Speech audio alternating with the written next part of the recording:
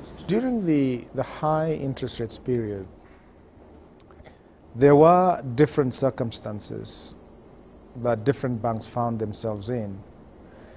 Some had significant growth during low interest period, and they required to maintain that funding in order to support that growth that they had in the previous 12 months. Now, in order to support that, I think high interest rates was what they had to pay in order to make sure that they don't get into some challenging situation. Our situation was different because amongst the most of the big banks, we have been much more cautious in our aggressive lending program, and so had the flexibility to have surplus and excess liquidity. And so we had the privilege of actually not being able to be pushed to a corner to pay very high deposit rates for our customer deposits. Our objectives remain and will continue to be growing our business, our balance sheet, because that's the only way you can continue to meet the expectations of shareholders.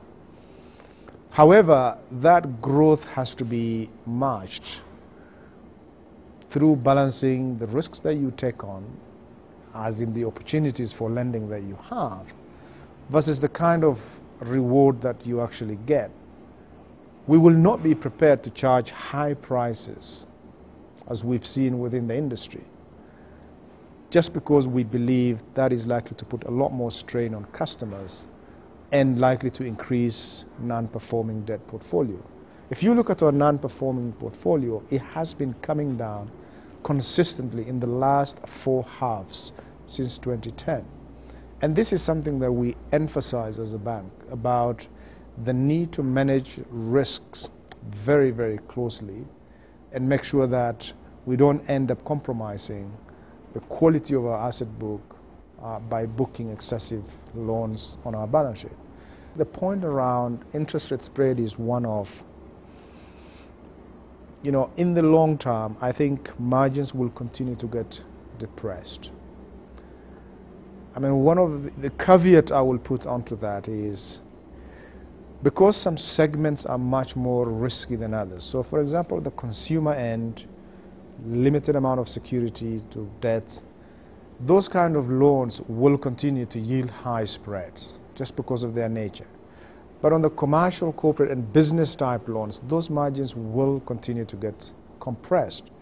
So on a weighted basis, you will see them still high, but I think I can't emphasize enough the pressure that they are all facing to bring that down. Competition is one of them. You have nearly 50 banks in this country, all pushing for the same limited number of customers. We've got the, customer, lobby groups and pressure. The government has been threatening, or politicians have threatened many times to regulate rates. I mean, these are all things that cannot be ignored. And the way to do it is, you've got to be in a position where you are providing a service that people want to buy. At the moment, it feels slightly different. People are buying your products and they don't really enjoy it. And we've got, as bankers, try to see how we can tilt that around, to see how we can provide a service and products that people will be excited to have. And that is an uphill task that, if you look at the situation we are in today, that people need to see it that way.